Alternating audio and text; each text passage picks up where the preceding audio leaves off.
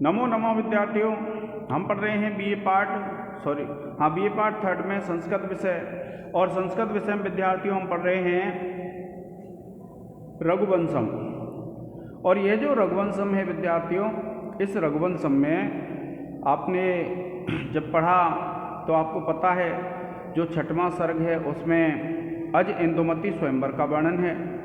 और वह जो अज इंदुमती स्वयंवर है, अज इंदुमती स्वयंवर में अब तक जो हम पढ़ चुके थे कि जो राजकुमार अज हैं वह उस सभा में जाकर बैठ जाते हैं जो स्वयंवर की सभा है, स्वयंवर का स्थल है। और वहाँ पर बैठे हुए राजा अज को देख करके और उनके सौंदर्य को देख करके जो राजा लोग थे उनकी इंदुमती को पाने में जो आशा थी वह निराशा में बदल जाती है विद्यार्थियों। और वह जब निराशा में बदल जाती है तब क्या होता है, तब फिर कुछ समय बाद जब पूजा कार्य कर लिया जाता है और धूपों की जो वैजयंती हैं आकाश में छा जाती हैं, तो उसके बाद चार कोणों से जो युक्त थी ऐसी उस पालकी में बैठ करके, ऐसे उस यान में बैठ करके जो इंदुमती है वह उस स्वयंवर स्थल पर प्रवेश करती है। और उस इंदुमती को वहाँ आया हुआ देख करके विद्यार्थियों, वहाँ पर जो विद्यमान राजा लोग थे वे विविध प्रकार की चेष्टाएं करने लग जाते हैं। और जो श्रृंगारिक चेष्टाएं थीं उनको इस प्रकार वर्णन किया गया है। देखिए कौन सी श्रृंगारिक चेष्टाएं करते हैं राजा लोग। देखिए विद्यार्थी कि कश्चित कराभ्याम उपगूढ़ नालम आलोल पत्राभ्य हत दुरेफम रजोभ्य अंत परिवेश बंधी लीला अरविंदम विरमयान चकार। देखिए क्या कहते हैं, कश्चित माने कोई राजा, कराभ्याम उपगूढ़ नालम, कराभ्याम माने हाथों से, उपगूढ़ नालम जिसकी नाल को पकड़ रखा था, आलोल पत्राभ्य हत दुरेफम कि आलोल यानी हिलाते हुए, पत्राभ्य हत दुरेफम पत्तों के द्वारा जैसे हत मार रहा हो दुरेफम भौरे को, इस प्रकार से रजोभ्य अंतः परिवेश बंधव्य कि जिसमें रजकण बंधे हुए थे, ऐसे लीला अरविंदम भ्रमयान चकार, ऐसे उस लीला अरविंद को घुमाने लग गया।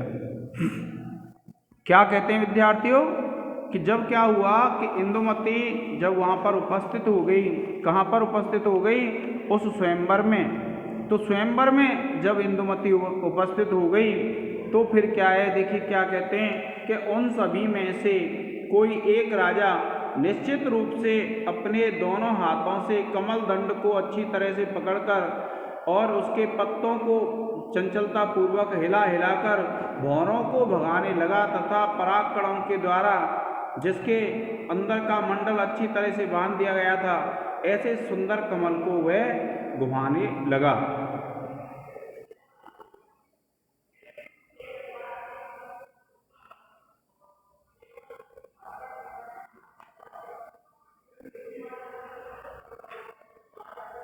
अब इसके जब इस प्रकार से विद्यार्थियों, जब वह कमल नाल को अपने दोनों हाथों से घुमाने लगा तब वह इंदुमती उसको देखती है।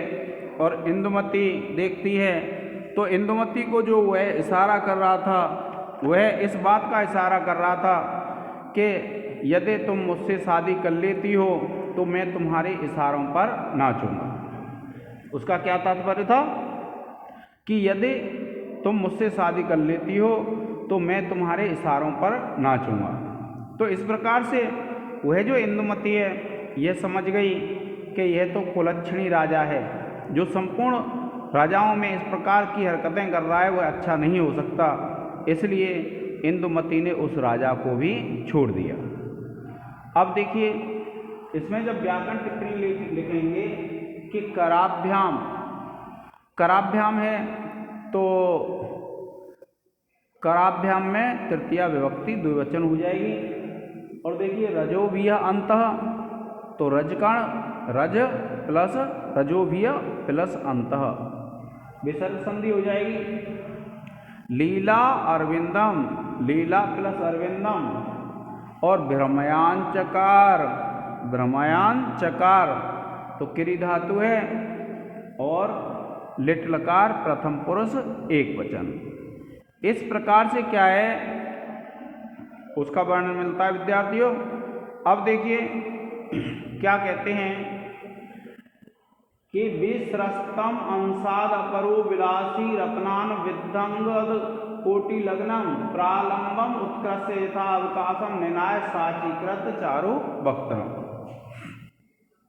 क्या कहते हैं कि विस्रस्तम अंसाद अपरो विलासी रत्नान विद्धम विद्ध अंगद कोटि लग्नम, कि विस्रस्तम, विस्रस्त कहते हैं सरके हुए, अंसाद अपरो विलासी के अंसाद, अंसाद कहते हैं कंधे से, अपरो विलासी जो अपर माने दूसरा जो राजा था और जो विलासी राजा था, रत्नानुविद्ध रत्न में फंसे हुए, अंगद कोटि लग्नम के अंगद जो भुजबंद होता है उसके कोने में लगे हुए, प्रालंबम उत्कृष्य कि प्रालंबम के जो प्रकृष्ट रूप से लंबी थी उसको खींच करके, यथावकाशम निनाय साचीकृत चारु वक्त्रम के यथावकाशम जैसे ही मौका मिला उसने निनाय साचीकृत चारु वक्त्रम के वह अपने मुख को पूर्व के स्थान पर ले गए। क्या कहा विद्यार्थियों कि एक राजा था और वह राजा क्या करता है, एक अन्य शौकीन मिजाज राजा ने अपने कंधे से ढीली होकर सरकी हुई और विभिन्न प्रकार के रत्नों से जड़ित भुजबंद के कोने में लगी अथवा उलझी हुई काफी लंबी माला को ऊपर उठाया तथा अपने सुंदर मुख को थोड़ा तिरछा करते हुए ठीक से वापस उसे पहले स्थान पर कर दिया।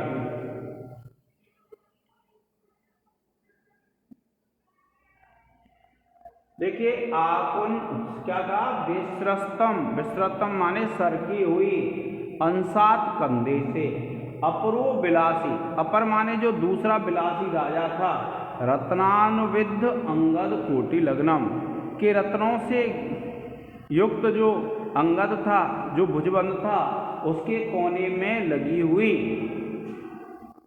प्रालंबम उत्कृष्ट कि अत्यंत लंबी माला को खींच करके, यथा अवकाशम निनाय साचीकृत चारु वक्त्रम के यथा अवकाशम जिस प्रकार से उसे मौका मिला उस वह अपने मुख को अपनी पूर्व स्थिति पर ले आया। कि जब उसे मौका मिल गया तो उसने क्या किया कि जो उसका मुख था उसको अपनी पूर्व स्थिति पर ले आया। तो वह क्या प्रदर्शित करना चाहता था, वह यह प्रदर्शित करना चाहता था कि यह जो माला है उस माला की तरह मैं अपने गले में तुम्हें रखूँगा, किंतु माला की तरह तुम्हें अपने गले में रखूँगा, इस प्रकार से वह प्रदर्शित करना चाहता था। किंतु क्या होता है, वो जो इंदुमती है वह इंदुमती उसके भाव का यह आशय निकालती है कि यह राजा अत्यंत कुलच्छना है और जो ऐसी हरकत कर रहा है और इसके शरीर में क्या है, इसके कंधों में कुबड़ है और इसके कंधों में कुबड़ है। इस प्रकार से वह इंदुमती उसकी उस श्रृंगारिक चेष्टा का अनुमान लगा लेती है कि यह जो वर्तमान राजा है यह इस राजा के क्या है, कंधों में कुबड़ है, और कुबड़ का अनुमान लगा करके वह जो इंदुमती है उस राजा को भी छोड़ करके आगे चली जाती है। अब देखिए जब आप इसमें विशेष लिखेंगे तो पहला विशेष लिख देंगे आप, इस पद्य में उपजाति छंद है। क्या लिखेंगे, इस पद्य में उपजाति छंद है। फिर दूसरा है, आप इसमें जब अलंकार देखेंगे विद्यार्थियों तो कौन सा अलंकार है इसमें,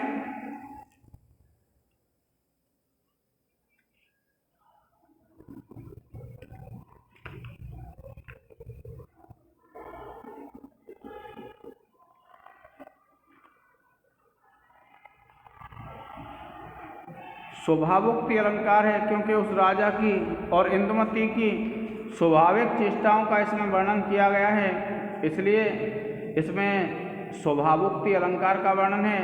और फिर जब आप व्याकरण टिप्पणी देखते हैं तो देखिए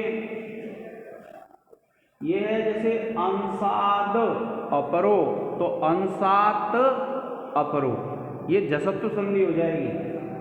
रत्न अनुविद्ध कि रत्न प्लस अनुविद्ध, रत्न प्लस अनुविद्ध या दीर्घ संधि हो जाएगी। और फिर देखिए प्रालंबम, प्रालंब कहते हैं प्र प्लस आलंबम, उत्कृष्य उपसर्ग है, कृष धातु है और ल्यप प्रत्यय है।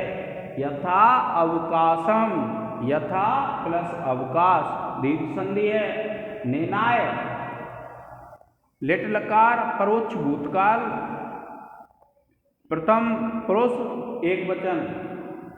और चारु वक्त्रम, चारु कहते हैं सुंदर, वक्त्रम कहते हैं शरीर। तो जो सुंदर शरीर है, इस प्रकार से आप इसमें व्याकरण टिप्पणी लिख देते हैं। और फिर देखिए व्याकरण टिप्पणी लिखने के बाद आप इस श्लोक पे आ जाते हैं। 15वां जो श्लोक है विद्यार्थियों क्या है? आकुंचित अग्र अंगुलिना ततो अन्य किंचित समावर्जित नेत्र शोभा, तिर्यक विसंसर्पी नख प्रवीण पादेन हेमम विलिलेख पीठम।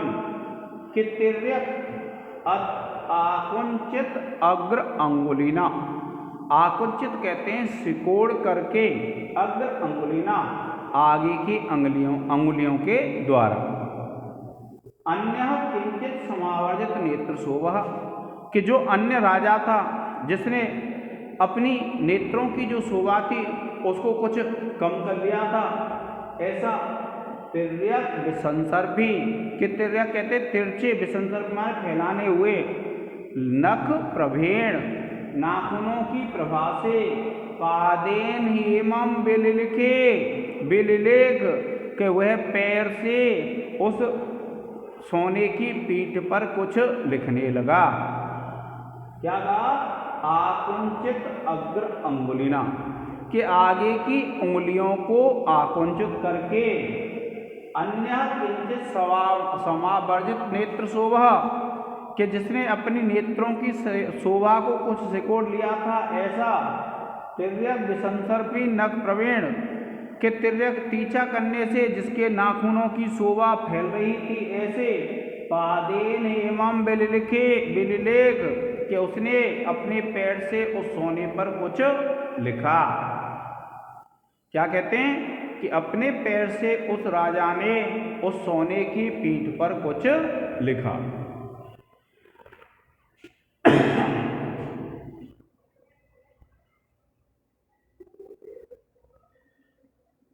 देखिए क्या कहते हैं कि एक अन्य शौकीन राजा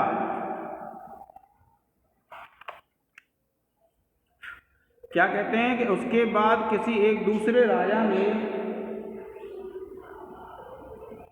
थोड़ा सा मटकाते हुए अपनी आंखों की शोभा को चारों ओर से सिकोड़ते हुए अपनी अंगुलियों के आगे वाले भाग को मरोड़ करके नाखूनों की सुंदरता को तिरछा करते हुए सोने की बनी हुई पाद पीठ पर अपने एक पैर से खुरच कर विशेष रूप से कुछ लिखा।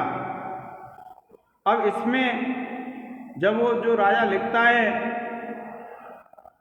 राजा ऐसी स्थिति से यह बताना चाहता है कि तुम मेरे पास आ जाओ और जो मेरी उंगलियां हैं वे तुम्हें पकड़ने के लिए उत्सुक हो रही हैं। इस प्रकार से राजा बताता है।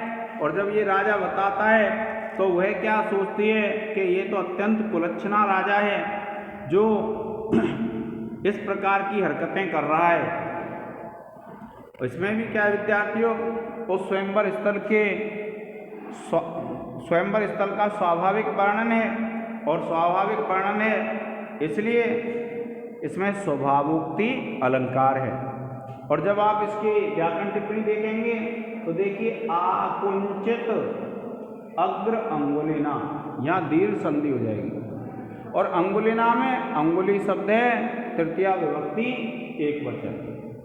ततो अन्यः, ततो प्लस अन्यः, उसके बाद किंचित समावर्जित नेत्र शोभः के किंचित समावर्जित तिर्यक विसंसर्पी, तिर्यक प्लस विसंसर्पी यानी तिरछे, नख प्रवीण, नख प्रभा शब्द है और तृतीया विभक्ति एक वचन है।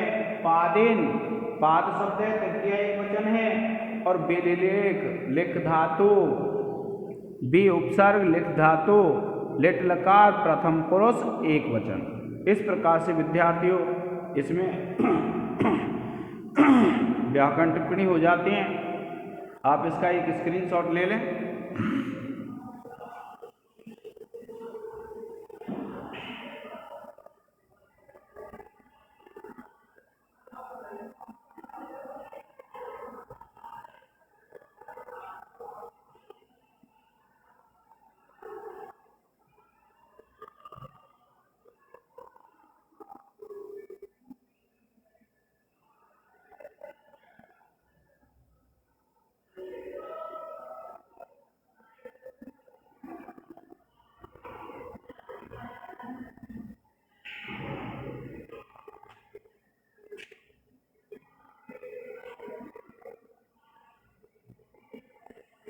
देखिए एक श्लोक है विद्यार्थियों, निवेश्य वामम भुजम आसन अर्धे,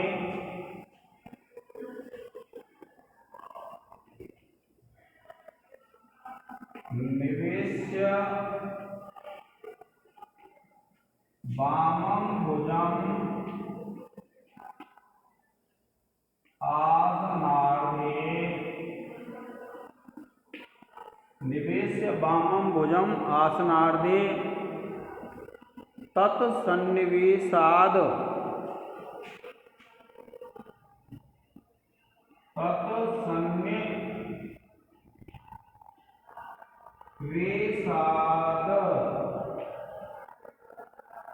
तत्सन्निवेशाद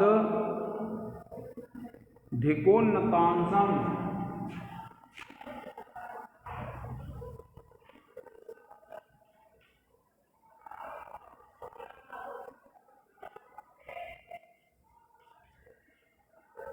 और कश्चिद विव्रत त्रिक भिन्न हारः, कश्चिद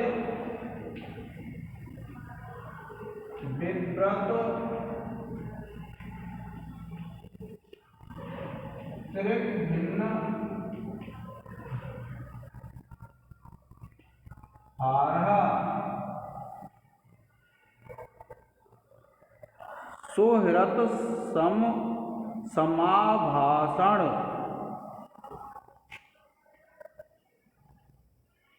सोहृत समाभाषण,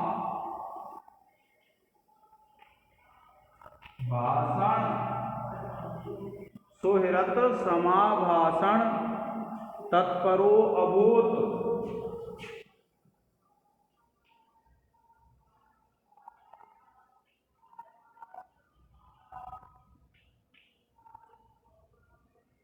देखिए क्या कहते हैं। इसके बाद क्या होता है कि निवेश्य वामम भुजम आसन अर्धे, के निवेश्य माने रख करके, वामम भुजम बाईं भुजा को आसन अर्धे आधे आसन पर, तत्सन्निवेशात अधिकोन्नतांसम, और तत्सन्निवेशात उसका सन्निवेश करने से अधिकोन्नतांसम अधिक ऊंचे कंधे को, कश्चित विव्रत त्रिक भिन्नारः और कुछ टेढ़ा होने से जिसका जो हार है वो तिरछा हो गया था, सुहृत समुभाषणम तत्परो अभूत, कि वह अपने मित्र से बातचीत करने में लग गया।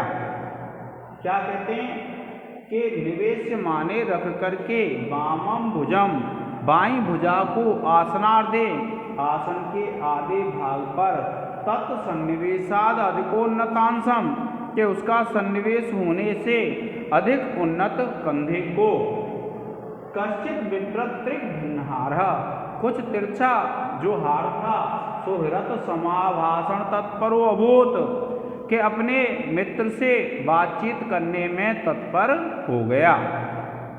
इस प्रकार से देखिए क्या कहते हैं कि जो राजा था एक, वह आधे आसन पर अपना हाथ रखता, देखिए क्या कहा है कि कोई एक राजा अन्य राजा निश्चित रूप से अपनी बाईं भुजा को सिंहासन के आधे भाग पर अच्छी तरह से टिकाते हुए इस कारण से अपने एक कंधे से बहुत अधिक ऊपर की ओर उठते हुए तथा इसी कारण से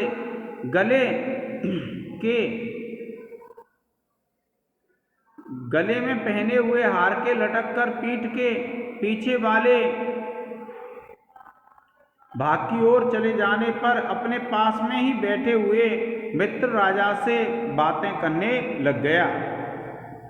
तो इस प्रकार से विद्यार्थियों कि वह जो राजा है वह अपने पास में ही बैठे हुए एक राजा से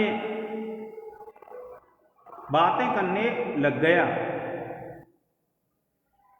अब देखिए इसकी व्याकरण टिप्पणी है, निवेश है, ने उपसर्ग है, विष धातु है, लेप प्रत्यय है। भोजन आसनार्धे, आसन अर्धे दीर्घ संधि हो जाएगी और अधिक उन्नतांशम, यहाँ गुण संधि हो जाएगी, अधिक प्लस उन्नतांशम है। और कश्चित विव्रत त्रिक भिन्नहारा, कश्चित कोई विव्रत त्रिक भिन्नहारा जो भिन्नहार वाला था सो हृत समाभाषण तत्परो अभूत कि वह अपने मित्र से बातचीत करने में तत्पर हो गया। ठीक है विद्यार्थियों, आज के इस लेक्चर में इतना ही। धन्यवाद।